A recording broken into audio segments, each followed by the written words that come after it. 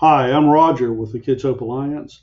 In this video, I'd like to show you how to find participants in SAMIS 3.0 through the delivery module. I'm on the landing page and clicking delivery. Now I'm on my dashboard and there are two basic ways to find participants. If I have access to multiple programs, I might come up to the submenu and click participants and do a search directly through all of those program pages. Or if I know which program the participant is at, or maybe I only have access to one program, I can go directly to that program page.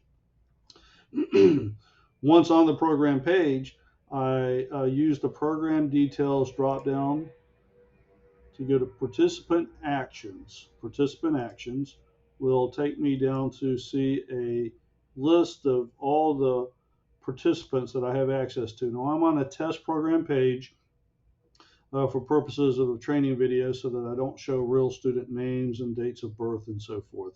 So there are a few ways to find the participant once you get here. Now, of course, you can look, if you got a short list of participants, you can spot that name, click view, and then you're on the demographic page for that particular student. But if you have a couple of hundred names in here, that is not going to work so fast. So one way to go through a long list of participants on your program page would be to go to the keyword search.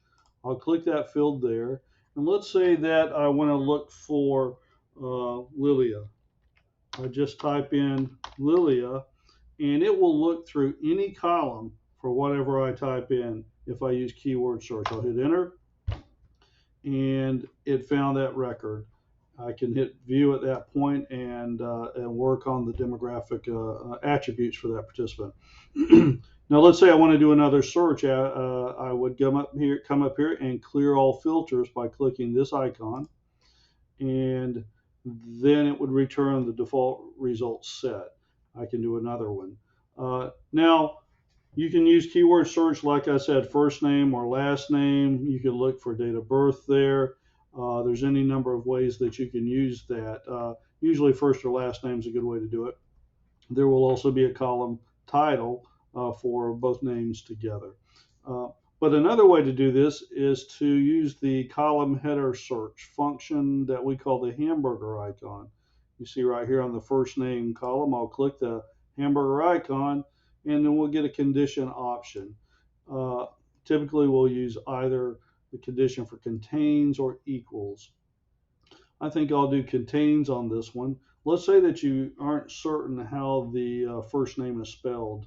So you can come in and use contains and type part of the name. So I'm going to type Li because I'm looking for Linda, but for some reason I'm not convinced they spelled it correctly. I click OK, and I'll find two records, one for Linda and one for Lilia, anything with the Li combination in.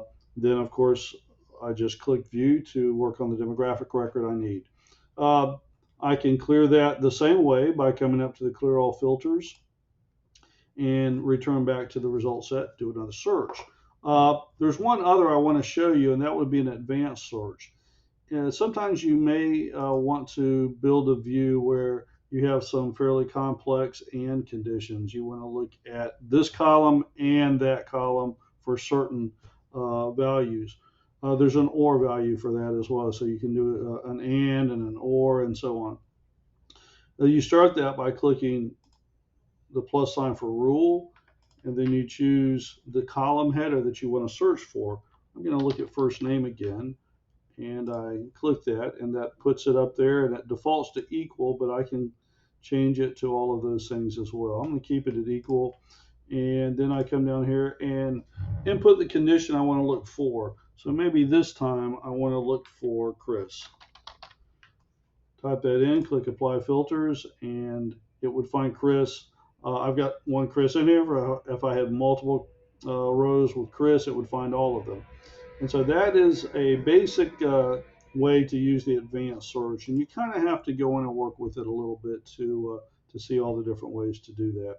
And I can always come back up here and return to the program details of my program page, and I'm back where I started from. Basically, if I want to go back to the dashboard, I can click that icon, and now I'm back at my dashboard. If I want to go to the landing page, I can come over here, and maybe I have access to work in delivery and fiscal, and I could do that as well. There's another way to get there. That's just one way to back out to the landing page. I'm going to go back into delivery again, though, and talk quickly about participants. Again, the scenario is I have access to multiple program pages, not sure which one has the participant I'm looking for. Now, I'm not going to, the way you would do it is you would click participants right there. But if I did that in the live system, you would get you would see a list of all the actual participant names, and I don't want to do that in a video, so I'm going to bring over a PowerPoint to show you what that looks like. If you were to click participants on the submenu, you're going to get a huge result set, or at least a result set of everything you have access to. The particular one I did earlier, you see the number 3005, 502 rows or items on the result set that I did.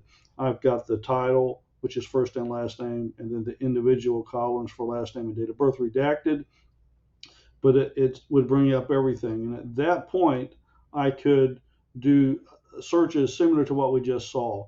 And on the next slide, let's say that I want to do a keyword search again. I would click that field, and then in this instance, I put in a common name, Taylor.